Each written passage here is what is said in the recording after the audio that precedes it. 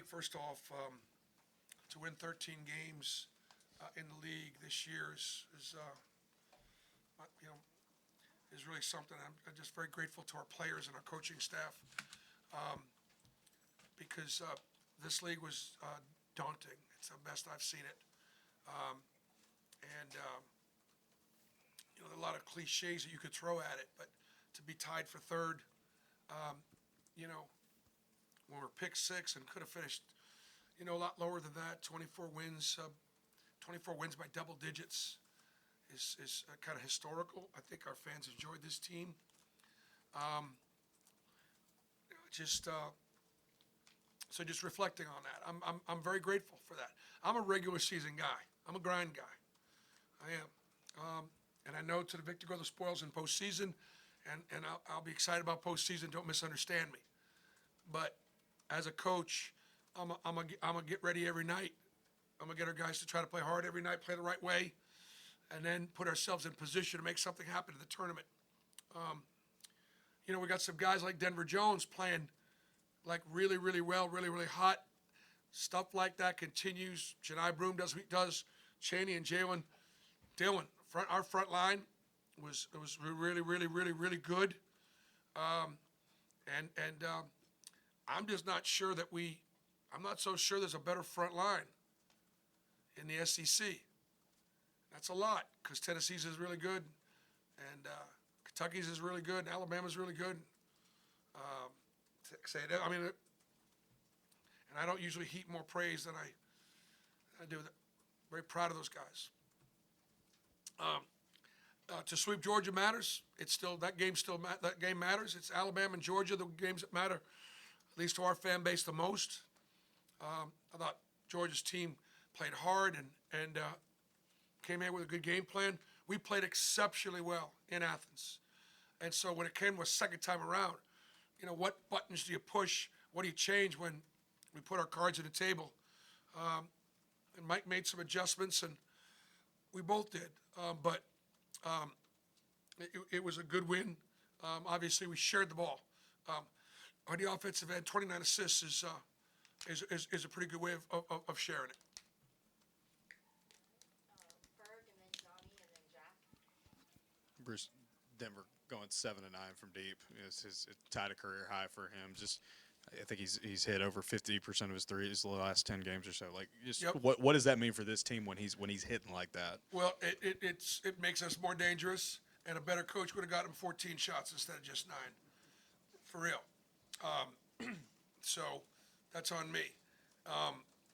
But the thing I love about Denver is he's locked in defensively. He's locked in the scouting reports. He's locked into his work ethic. Like, he's being rewarded because he does all the right things almost all the time. And so, you know what? You put yourself in position for God to bless you. And whether you get the blessing or not, you put yourself in position. Denver Jones has put himself in this position with the way he trains, the way he works, the way he carries himself. He's a terrific player. Hey, Bruce, you've coached in this SEC tournament so many times now. Can you speak to how big it is to get that double bye, just from in terms of rest, and if you have designs on winning the thing? Well, it takes 3 games to win a tournament, 3 games to win a championship. So we've won 3 games in a row several times this year. Obviously, we know the competition in the league is incredible. The hardest game to win will be the first one. With our depth, once we get past the first one, if we can get past the first one, the second and third will actually be easier. The opponents won't necessarily, but our depth's been really good. Our guys should be fairly fresh. You know, we don't know. I don't know what our matchups are yet. I haven't really looked at it yet. So, does anybody know who we're playing first yet? Do we know? South Carolina, Vandy, Arkansas. Okay. Vandy gave Florida a really good game today, didn't they? Did they beat them? They beat them. Vandy beat Florida. Yes. Tells you a little bit about the league. And South Carolina and Mississippi State was a nail biter, right? And Arkansas almost beat Alabama. So you look at those 3 teams right there, and you look at how all 3 of those teams played. They're all playing well. And so we'll be ready for them. Jack and then Mike in the front. Coach, every time that Georgia seemed to go on a run and cut that lead down, your boys battled back and they extended that lead, pushing it to about a 20-point lead at one point. Just talk about the resiliency the guys had to take Georgia's best shot and be able to hold them off and continue to push that lead forward. I appreciate that. I mean, that's what good teams do. I thought that most of the time it was when we knocked down a couple of shots, and a couple of times it was when they missed a couple of shots. I would have loved to have seen us be better defensively, make more solid plays. I thought, physically, I thought they were more physical than we were. They got to the foul line 30 times, and they had 14 offensive rebounds to our 26 defensive. I thought Georgia was more physical, and we're going to have to play with greater toughness, greater physicality, if we're going to win in March. All right, Mike, Cameron, Jacob, Berg, and then Nathan. Coach, last game in Neville, going back to the beginning of the season, you promised the greatest balance of minutes of any team you've ever coached. 34 points from the bench tonight. Can you talk about how that bared out over the season and how proud you are of the way those guys developed the season? Well, I'm glad to see now that when I tell you guys something at the beginning of the season, you might believe me now. So I'm glad to see that I was open and honest, and I felt like we'd shoot it better this year. I thought we'd share it better this year, and we got some, but I have a really high standard, and the kids will tell you that I have a high standard. We're a hard team to scout because we've got so many guys that can shoot it, make plays, and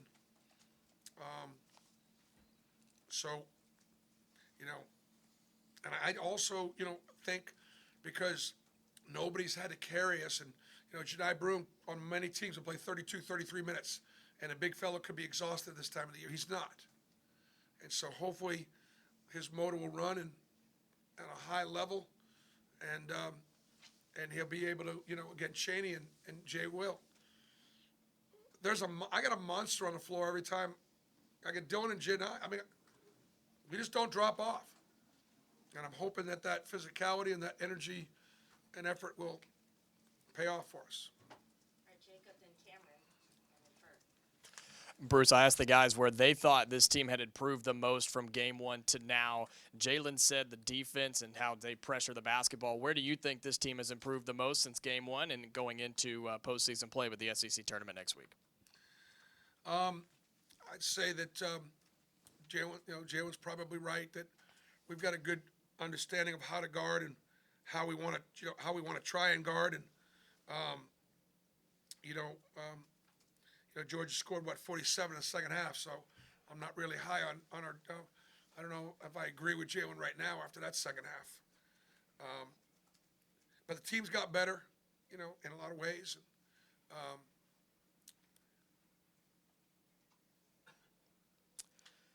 Coach, teams have been doubling and tripling Janai Broom like crazy all game, especially these last few weeks.